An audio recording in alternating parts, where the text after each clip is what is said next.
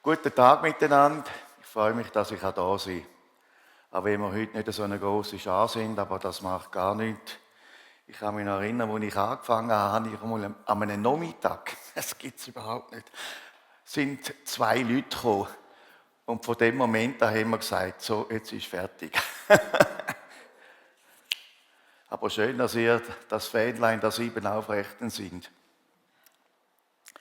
Also, ihr seht da vorne, Demut bewahrt vor Übermut. Ist doch interessant, was Wikipedia wieder sagt, aber es geht genau um diese Richtung. Friedrich Hebel, er ist deutscher Dichter. Übrigens ist er in ganz ärmlichen Verhältnissen aufgewachsen. Er hat gesagt, es gehört oft mehr Mut dazu, seine Meinung zu ändern, als ihr treu zu bleiben. Doch interessant, oder? Das ist gar nicht so einfach, seine Meinung zu ändern. Aber heute geht es ja um das Thema Demut. Und ich weiß, liebe Leute, Demut ist in christlichen Kreisen die am meisten missverstandene Eigenschaft. Wir haben oftmals ein falsches Bild davon, was es heißt, demütig zu leben. Aus Angst, stolz zu werden, bewegen wir uns immer gebückt wie die Frau, die 18 Jahre lang mit einem gekrümmten Rücken durch die Gegend lief, dann aber von Jesus in einer Synagoge am Sabbat geheilt und aufgerichtet wurde. Wir bewegen uns gebeugt und fühlen uns minderwertig. Wir haben manchmal auch Mühe, Komplimente anzunehmen und weisen in falscher Demut dann auf Gott hin. Nach dem Motto, ich bin nichts, ich kann nichts, nennt mich einfach Christ. Und die ganz Demütigen, glaubt mir, ich kenne solche, die sprechen nicht einmal mehr und zeigen bei einem Kompliment einfach mit dem Zeigefinger nach oben. Und dann erscheint das entrückte Lächeln auf ihrem Gesicht. Ja, die demütig Frommen, in Anführungszeichen, oder? Die sind dann schon fast im Himmel angekommen, habe ich manchmal den Eindruck. Die sind schon fast oben. Aber wahre Demut, wir haben es im Zitat gehört aus Wikipedia, wahre Demut sagt nicht, ich bin nichts, sondern Gott ist alles. Das sagt Wikipedia nicht. Gott ist alles. Demut hat nichts mit Minderwert zu tun, sondern mit einer gesunden Selbsteinschätzung. Und Gott möchte, dass wir wissen, wer wir sind und was wir können, aber auch was wir nicht können. Zum Beispiel 2 Sachen auf einmal. Es gibt hier einige Ehefrauen unter uns. Ich möchte euch fragen, können eure Männer 2 Dinge auf einmal tun? Zum Beispiel Zeitung lesen oder Radio oder Fernsehen schauen, hören und euch dabei zuhören. Können das eure Männer? Ich gebe es zu, ich kann es nicht. Wisst ihr warum? Meine Frau sagt das. Ich kann es nicht. Und darum muss sie mir manchmal klipp und klar sagen, mich auffordern, du musst mich anschauen, wenn ich mit dir spreche. Sonst geht ihre Botschaft da rein und da wieder raus oder sie kommt überhaupt nicht da rein, sondern verschwindet irgendwo im Loch des Universums. Und dann nach 2, 3 Tagen, ich habe das doch gesagt. Ah ja, ich weiß gar nicht, wo war das du redest. Mose, von dem haben wir es ja, nicht von mir. Der brauchte gleichzeitig Mut und Demut, stellt euch das einmal vor, um 10-mal vor den Thron des Pharao aufzukreuzen und um die Freilassung des Volkes zu bitten. Und glaubt es mir, es wäre dem Pharao ein leichtes gewesen, Mose einen Kopf kürzer zu machen und das ganze Theater mit ihm zu beenden. Das ist für mich übrigens sowieso ein ganz großes Rätsel in der Geschichte von Mose. Wieso ließ der Pharao, der doch immerhin der Gottkönig von Ägypten war, von Mose die Leviten lesen? Er hätte mit einem Wink Mose und Aaron, seinen Bruder, zur Schnecke machen können, aber er konnte es nicht. Er konnte es nicht, weil Gott es nicht zuließ. Und Mose hatte auch Mut zur Demut. Er wusste ganz genau, dass es Gott ist, der all diese Wunder wirkte und das Volk befreien würde. Und deshalb konnte er ganz mutig vor den Pharao treten und demütig immer wieder die Schmach der Absage für sein Volk auf sich nehmen. Er besaß den Mut, seinem Gott und seinem Volk zu dienen. Das ist Demut. Mut zum Dienen. Und Mose Demut bewahrte ihn auch vor Übermut. Was er tat, war nie übermütig. In Demut nahm er das Risiko in Kauf, weil er wusste, dass Gott bei ihm war. Jetzt gibt es ja in der Bibel eine Stelle, einen Vers, der uns aufzeigt, wer der demütigste Mensch war auf Erden. Wisst ihr, wer das war? Unser Pastor weiß es natürlich.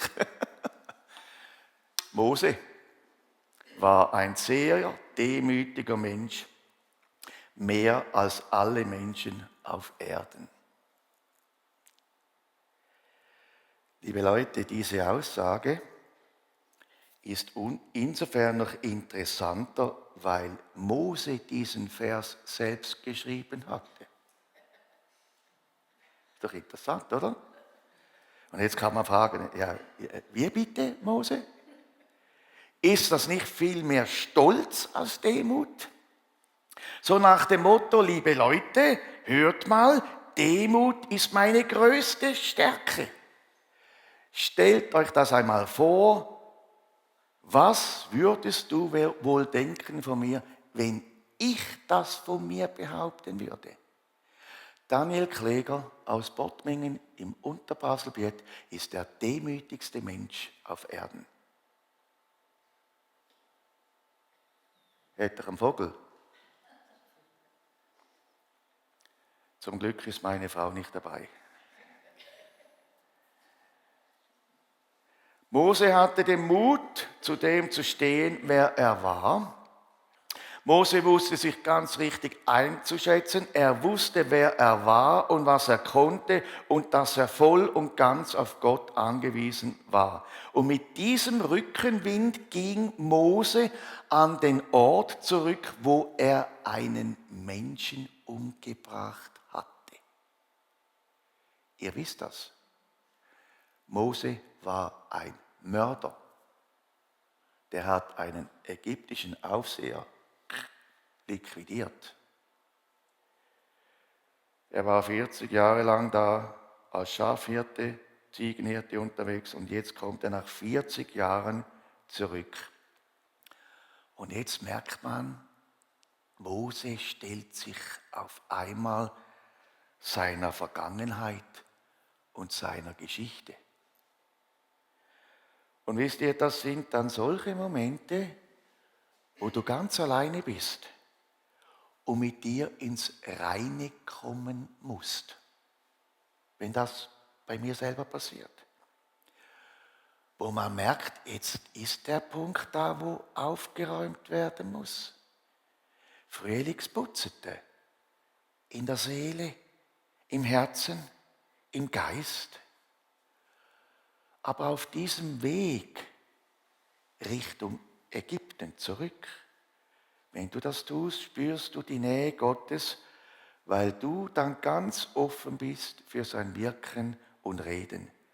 und die Sehnsucht nach ihm erreicht bisher unbekannte Tiefen. Mose trug 80 Jahre lang diese Leidenschaft, die vor allem ihm Leiden schaffte, in seinem Herzen. Dem Volk versprach er nun den so lang ersehnten Auszug. Es war sowohl Moses Traum als auch der des Volkes, aber wir wissen das, die Ausreise verzögerte sich, weil der Pharao sie nicht ziehen lassen wollte. Die Hebräer wie auch Mose werden öfters in diesen Monaten gedacht haben, es klappt halt doch nicht. Wir müssen uns abfinden mit dieser Situation in Ägypten und weiterhin Sklaven sein. Es ist alles nur ein kleines Träumchen gewesen. Liebe Leute, denkt einmal nach bei uns selbst. Wie oft lösen sich Berufungen,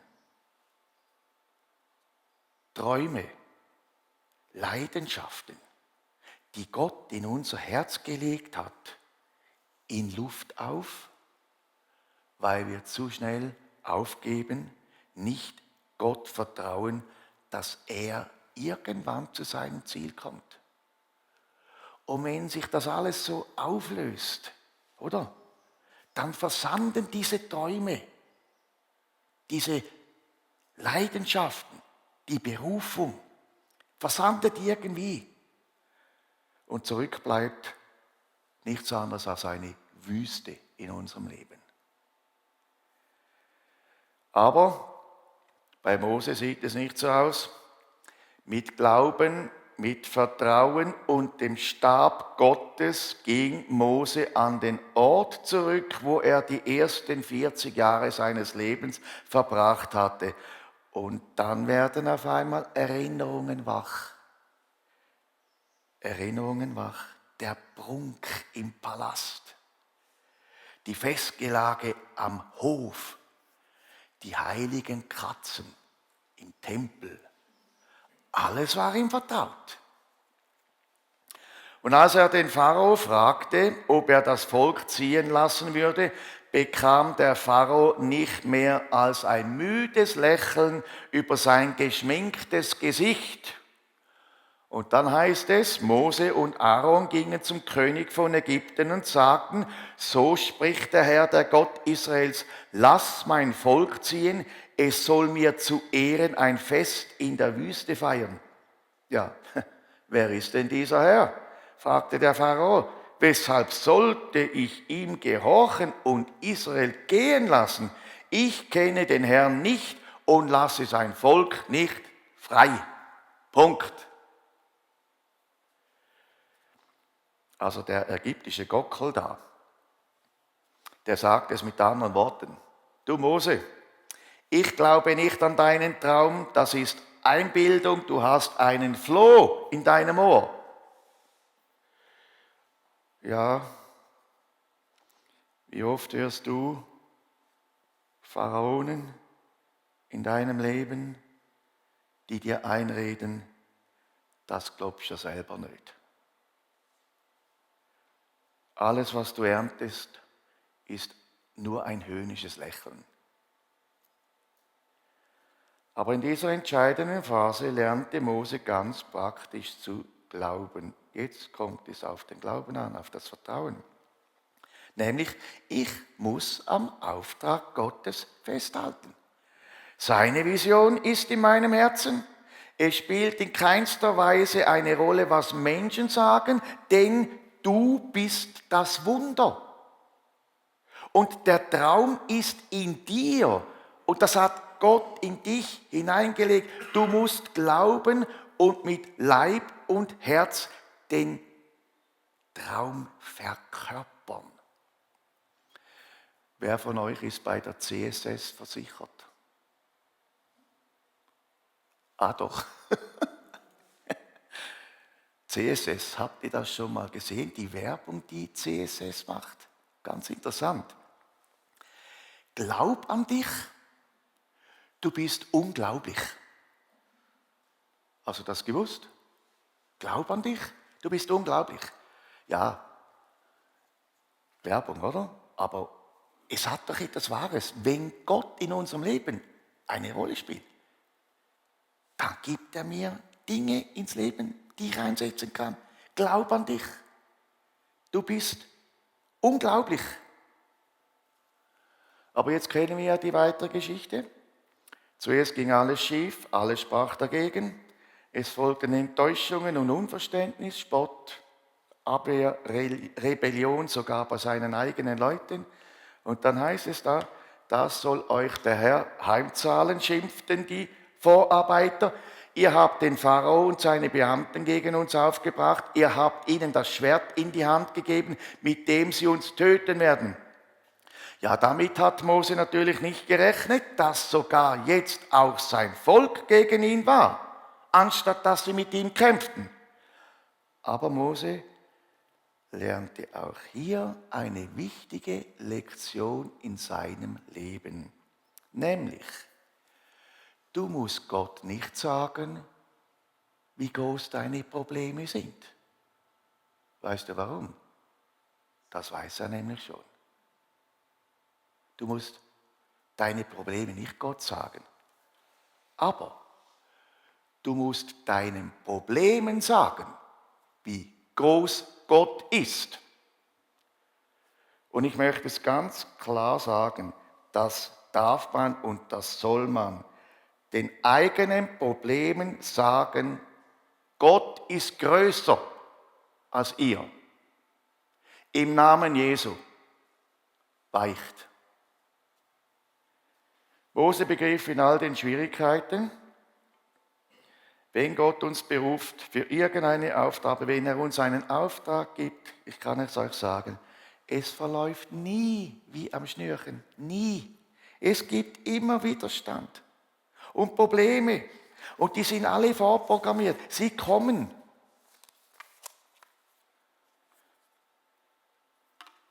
Und jetzt heißt es doch, die ägyptischen Zauberer, die konnten mit ihrer Magie dasselbe bewirken.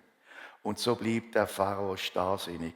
Stellt euch einmal das vor, die konnten das auch einige Wunder machen. Muss auch eine dunkle Wolke dort hinein sein, dem Herz.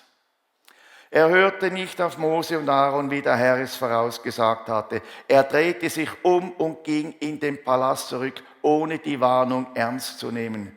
Man sieht also hier, der Pharao, der war genau das Gegenteil von Mose. Er war arrogant und voller Stolz. Er widersetzte sich Gott und wollte die Hebräer nicht ziehen lassen. Weißt du, was dann geschah? Gott widersetzte sich dem Pharao und seinem Stolz und ließ noch schlimmere Plagen über die Ägypter kommen. Der Pharao wollte sich selbst erhöhen und fiel dabei von sehr hoch herunter. Er wollte sich selber die Ehre und Ruhm geben und erwerben und er verlor alles, was er hatte. Glaubt mir, ihr könnt es beobachten in der Weltgeschichte, auch heute, der sicherste Weg von oben nach unten ist das eigene Streben nach Größe und Ansehen. Das eigene Streben nach Größe. Mose kämpfte gegen einen Menschen an, dessen Brust vor Stolz fast platzte, der nicht anerkennen wollte, dass Gott über ihm war. Er dachte natürlich, ich bin ja zu oberst. Gott ist über ihm. Und diese Haltung, liebe Leute, nennt man in einem Fremdwort Hybris. Wie viele Menschen haben das, eine Hybris, so eine Anmaßung, eine Überheblichkeit Gott gegenüber, der existiert ja sowieso nicht, der hat auch nichts zu sagen. Der Schöpferli, ich stehe im Mittelpunkt. Also, der Pharao war stolzer Besitzer eines stolzen Herzens und das führt, liebe Freunde, immer zu Rebellion. Stolz bedeutet aber auch Einsamkeit, eine doppelte Einsamkeit. Wenn man so stolz ist, so überheblich, da gibt es keine Beziehung zu Gott. Und wenn man so stolz ist und so überheblich, ist auch die Beziehung zu den Menschen gestört. Und wie heißt es doch? Gott widersteht dem Stolzen. Maria sagt in ihrem Lobgesang, die Stolzen bekommen seine Macht zu spüren. Aber auch wir Menschen, wir wollen doch nicht mit einem stolzen Gockel zusammenleben. Habt ihr das gerne? Wenn neben euch so ein stolzer Mensch ist, der meint, er sei der Allergrößte und ihr seid so Würmchen? Nein, das wollen wir nicht. Stolz ist ein hässliches Geschwür. Gott gab dem Pharao 10 Chancen, sich von seiner Haltung zu lösen. Und Mose bekam auch 10 Chancen, seinen Glauben zu testen. Und wie Gott das immer hinkriegt, ist einfach gewaltig. Ist ein Wunder. Ich komme zum Schluss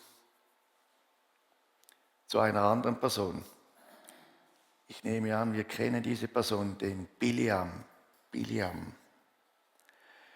Biliam bekam den Auftrag vom Balak, das Volk Israel zu verfluchen. Wie viele Menschen verfluchen das Volk Israel, das Volk Gottes, die Juden? Und was dann passiert, das sehen wir immer wieder in der Geschichte.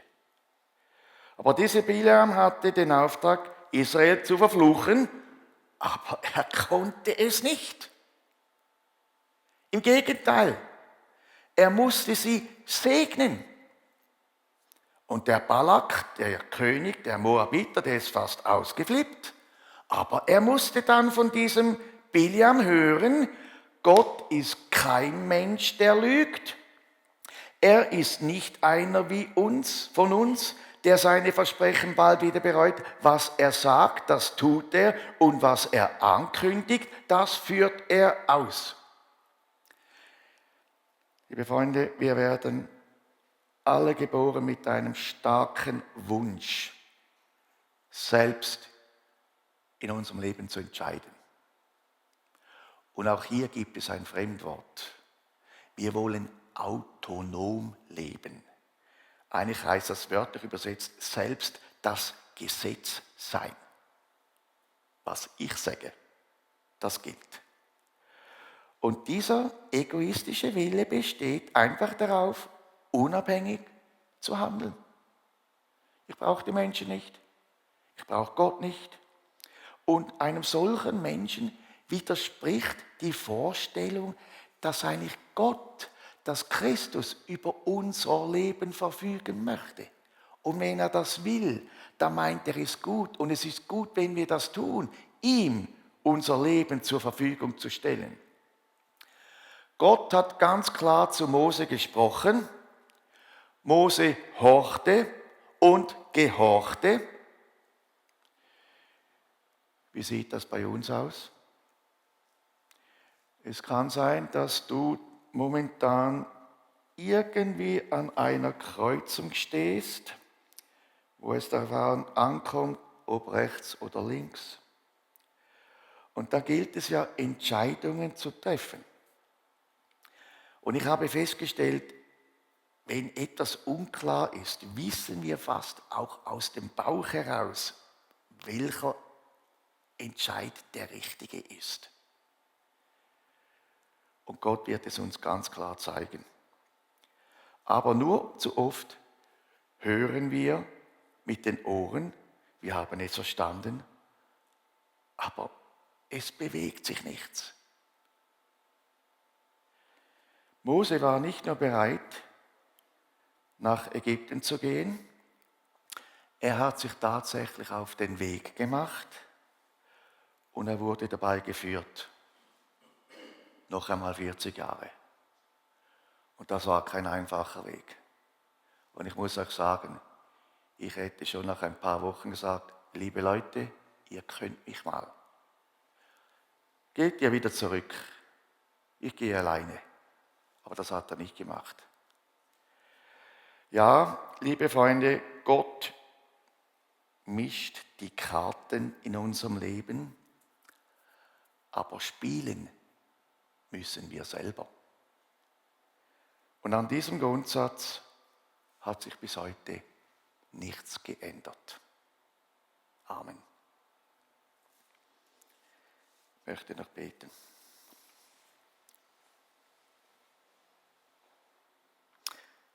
Lieber Herr, wir danken dir, dass wir im Mose so ein Vorbild haben und erst recht in dir, Jesus Christus, was es bedeutet tut, demütig zu sein. Einfach sich deiner Macht, deinem Reden, deiner Kraft zu unterordnen. Deinen Entscheid zu unterordnen, sie anzunehmen. Auch wenn wir Schwierigkeiten erleben, auch wenn nicht alles rund geht, wenn alles schon mit Problemen vorprogrammiert ist. Aber es ist gut und du hast gesagt, ich bin bei euch alle Tage bis an das Ende der Welt. Und das, was du uns auftragen tust, da wirst du uns beistehen und uns helfen. Und es kommt gut raus. Hilf du mir, hilf du uns allen, dass wir dir vertrauen können, wenn wir genau wissen, du stehst uns zur Seite, du gehst voran, du bist hinter uns, neben uns. Und auch wenn Menschen sich auflehnen gegen uns, wir stehen auf der Seite vom Sieger, vom Stärkeren. Begleite uns auch in der kommenden Zeit. Und wenn es um Entscheidungen geht, die wir fällen müssen, zeigt uns ganz klar, welchen Weg das wir beschreiten sollen. Hilft uns, öffnet unsere Herzen, unsere Ohren und gib uns auch Kraft, dass wir den Weg gehen, den du uns zugetan hast. Danke, Herr, für den Segen, den du parat hast, für jeden Einzelnen. Amen.